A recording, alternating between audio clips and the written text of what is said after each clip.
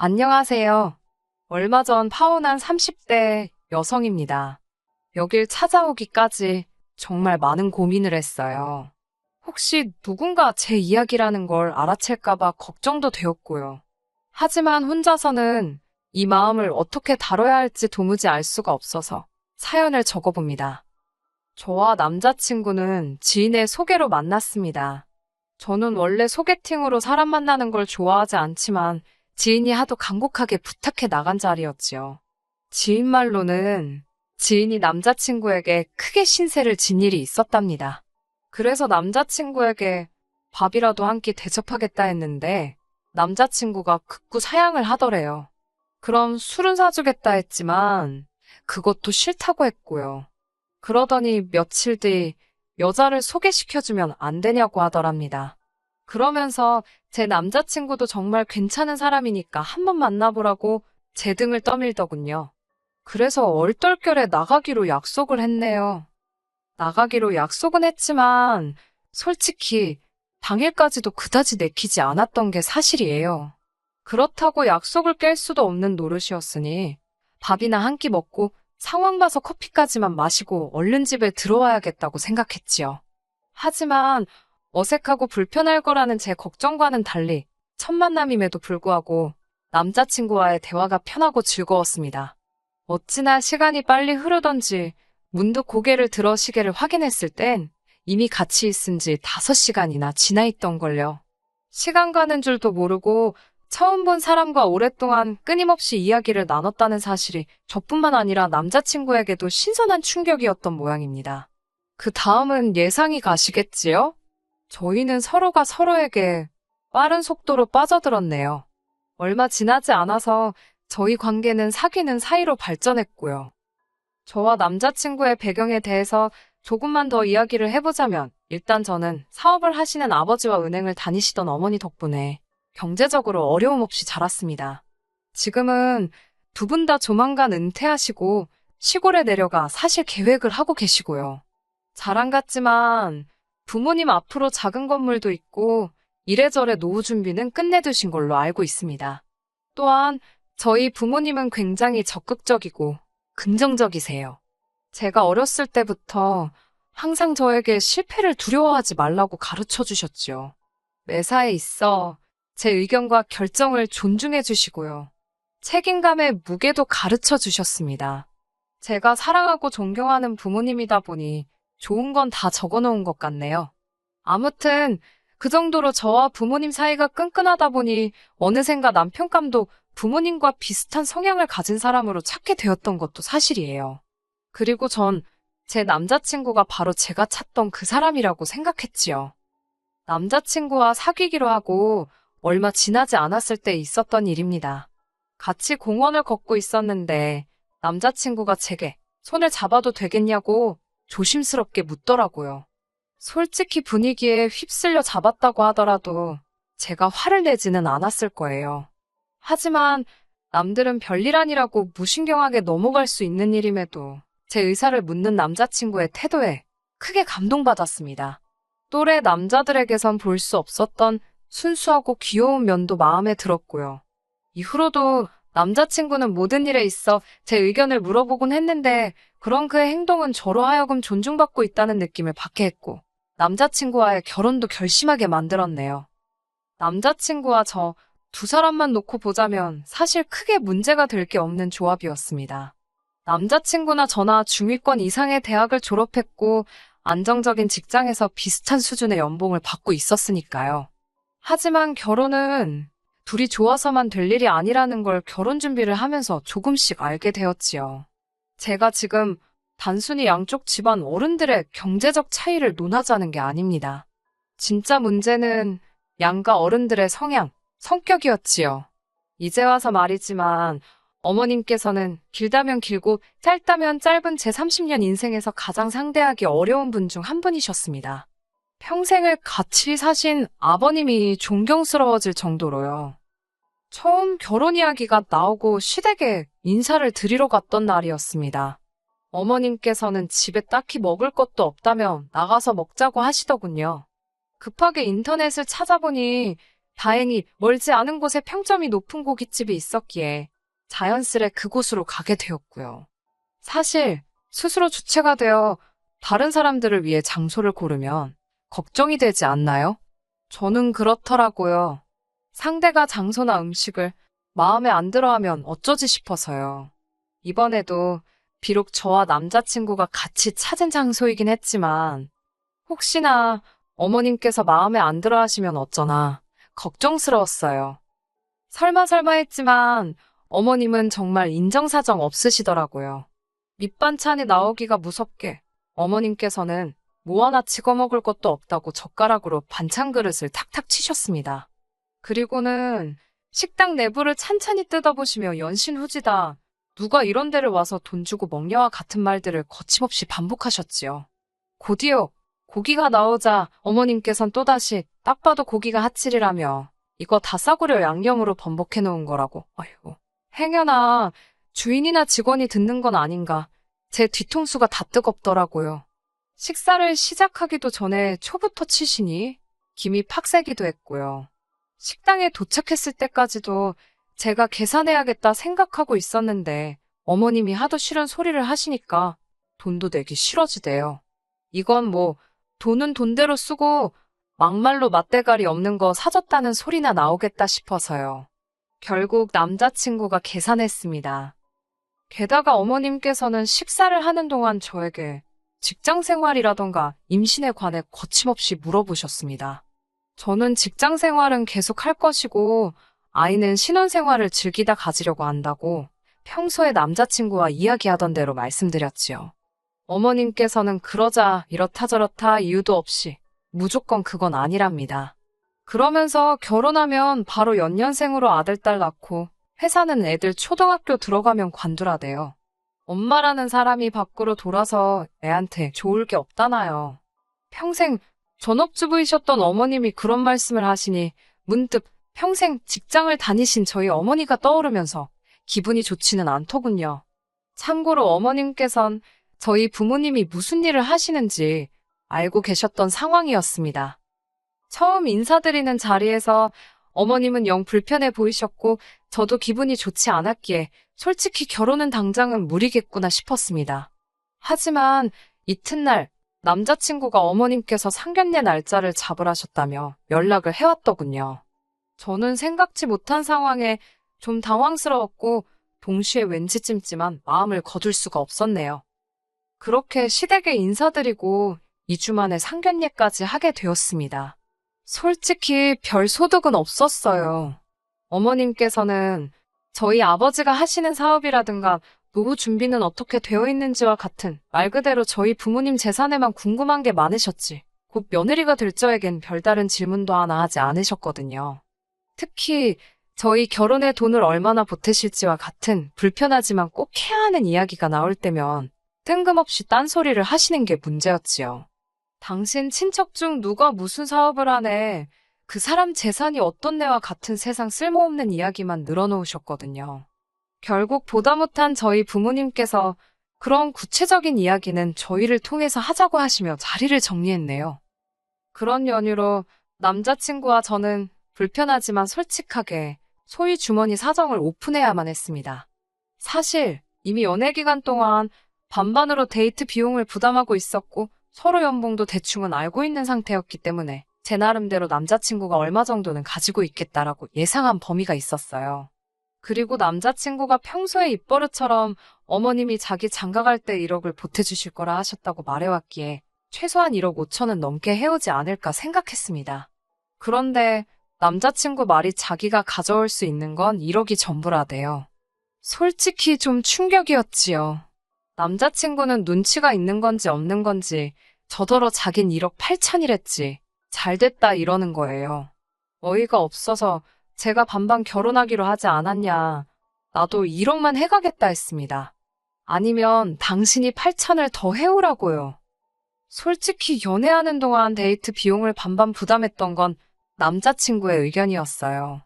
저도 물론 남자가 데이트 비용을 다 내야 하고 결혼할 땐 집도 사와야 한다는 식으로 생각하는 사람은 아닙니다. 다만 제가 언짢았던 건 연애 기간 내내 반반 타령하던 남자가 막상 결혼할 때 되니까 좋아하던 반반은 어디 걔한테 줘버렸는지 말을 바꿨다는 거지요. 결국 남자친구 1억과 제 1억을 합해 총 예산 2억으로 이야기가 마무리되었는데 이후로 남자친구는 전에 없던 불평을 하기 시작했습니다. 그것도 묘하게 신경 거슬리게 궁시렁 거리는 거예요. 돈 이야기가 오가고 난 이후로 남자친구는 걸핏하면 마치 저에게 들으라는 듯이 우리 둘이 합쳐서 2억밖에 없다며 2억으로 직구하고 혼수하고 어떻게 다 하냐고 투덜거리면서요. 나중에는 진짜 조용히 하라고 소리라도 지르고 입이라도 때려주고 싶은 지경이었지요. 결혼 준비하면서 싸우는 커플이 많다더니 우리도 별 수 없네 싶기도 하고 이 무렵부터 남자친구에 대해서 조금씩 다시 생각하게 되었던 것 같아요. 돈을 어디다 어느 정도 쓸 건지 정한 이후로 한 달 넘게 발품, 눈품, 손품 팔아가며 집을 알아보고 다녔습니다. 하지만 한정된 예산으로 전세를 구한다는 게 정말 쉬운 일이 아니던걸요. 하지만 하늘이 무너져도 솟아날 구멍이 있다잖아요. 정말 운명처럼 회사에서 멀지 않은 역 근처에서 주변 시세보다 한참 저렴한 아파트 한 채를 발견하게 되었습니다. 심지어 전세도 아니고 매매였고요. 여전히 저희가 가진 예산보다 비싸긴 했지만 충분히 투자할 만한 매물처럼 보였습니다.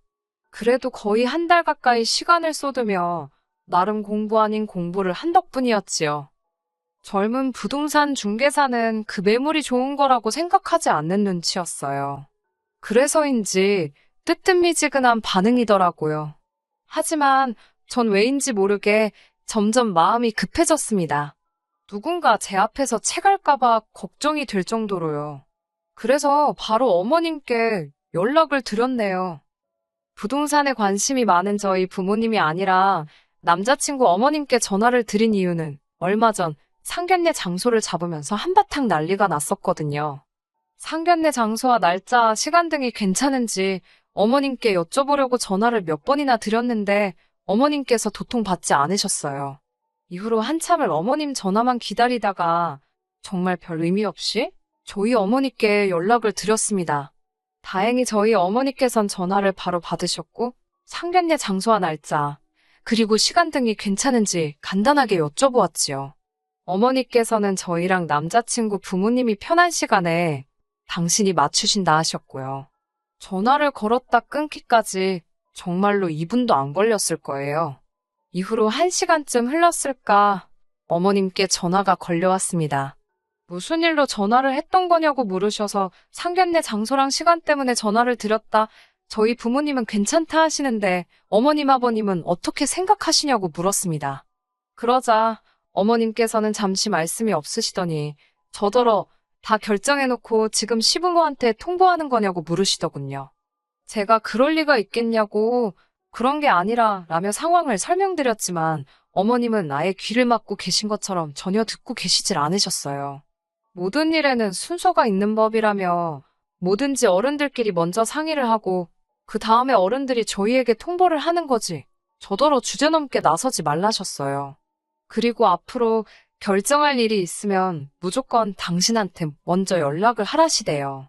지금이야 어머님의 말씀이 말도 안 되는 억지라는 걸 알지만 그때는 제가 정말 뭘 모르고 큰 실수를 한 건가 싶어서 죄송하다고 사과까지 드렸습니다. 하지만 이번에도 어머님은 전화를 받지 않으셨고 도무지 기다릴 수가 없었던 저는 결국 일을 저질러 버렸습니다. 일단 제 통장에 있던 돈을 이체하고 집을 계약해 버린 거지요. 계약하는 동안에도 남자친구가 옆에서 어머님께 몇 차례 전화를 걸었지만 어머님께서는 단 한 통도 받지 않으셨고 오는 전화도 없었습니다. 그날 저녁 남자친구와 저는 양쪽 집안의 집을 계약했다는 소식을 전했습니다. 저희 부모님은 큰 숙제를 끝낸 것 같겠다며 고생했다고 이제 집주인이네라며 축하를 해주셨어요. 그리고 이런저런 조언을 해주셨지요.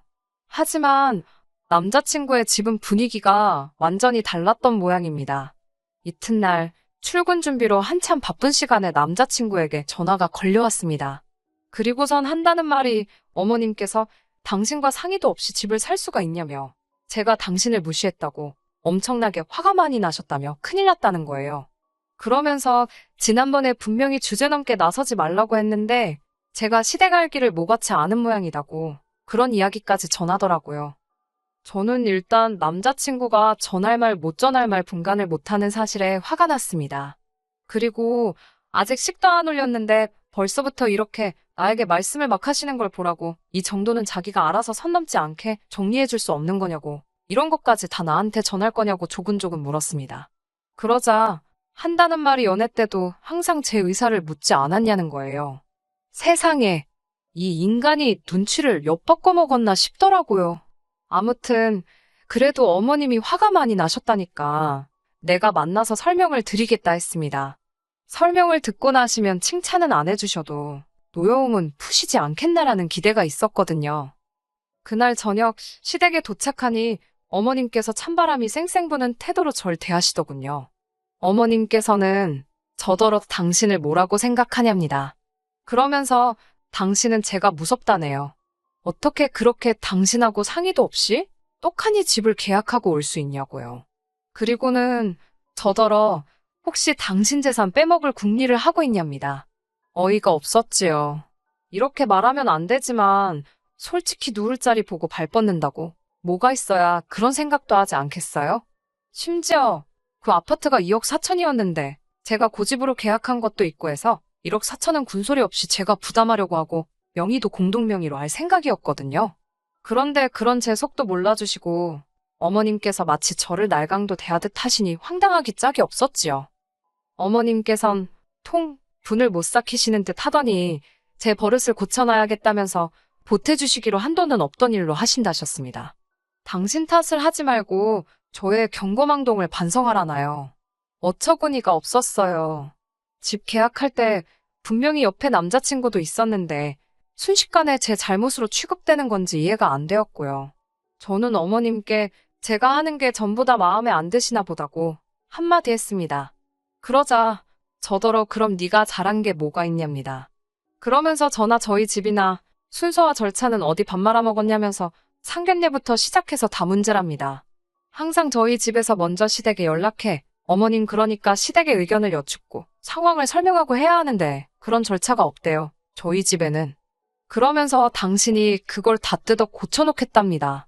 저는 안 고쳐주셔도 된다고 그냥 이 결혼 못하겠다고 했네요. 저도 솔직히 욱해서 내뱉은 말이긴 했는데 하고 나니까 후련하단 생각과 동시에 그래 안 해야겠다라는 결심이 섰달까요? 옆에서 꿀먹은 모마냥 입 딱 다물고 있던 남자친구가 갑자기 저더러 그런 말을 상의도 없이 하면 어쩌냐고 파혼이라도 하자는 거냐입니다. 제가 못할 것도 없지 않냐고 그러니 그냥 아파트 계약 포기하고 어머님이랑 집 보러 다니랍니다.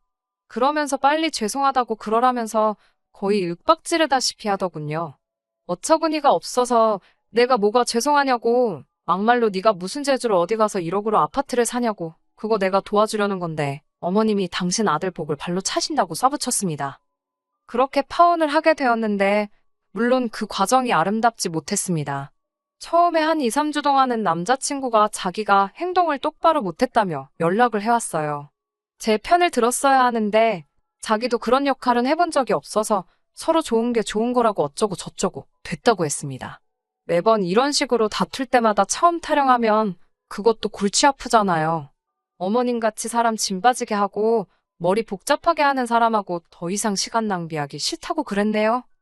그런데 정말 어이없으면서도 웃겼던 건 파혼 이후 한 6개월쯤 지났을 때 있었던 일입니다.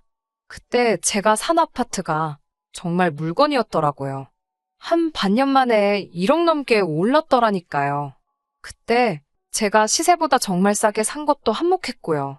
그런데 그 소식을 어디서 들었는지 어머님께서 연락을 해오셨습니다. 자기가 그땐 심했던 것 같다면서 지금이라도 다시 결혼 준비를 하랍니다. 그 집 팔아서 준비하면 저번보다 여유 있게 할 수 있지 않겠냐면서요. 제가 너무 웃겨서 어머님 지금 어디시냐고 술 취하셨냐고 밖에서 주무시면 입 돌아가니까 들어가서 주무시라고 그랬네요. 솔직히 자식 팔아 장사하는 게 별건가 싶어요. 어머님이 멀쩡한 제 머리채 쥐어잡고 아들 몸값 좀 올려보시려고 그랬나 별의별 생각이 다 들기도 하네요. 뭐 어쨌든 이제 다 끝난 이야기이니까요. 저 그리고 그 아파트 팔았습니다. 재미도 좀 봤고 덕분에 저 내년에 대학원 갑니다. 직장 생활과 병행하는 게 쉽지는 않겠지만 결혼 생활보다는 즐거울 것 같네요. 너무 기대됩니다. 끝까지 들어주셔서 감사합니다. 오늘의 사연은 여기까지입니다. 구독과 좋아요, 알람 설정 부탁드리고 더 좋은 사연으로 다시 찾아뵙겠습니다. 감사합니다.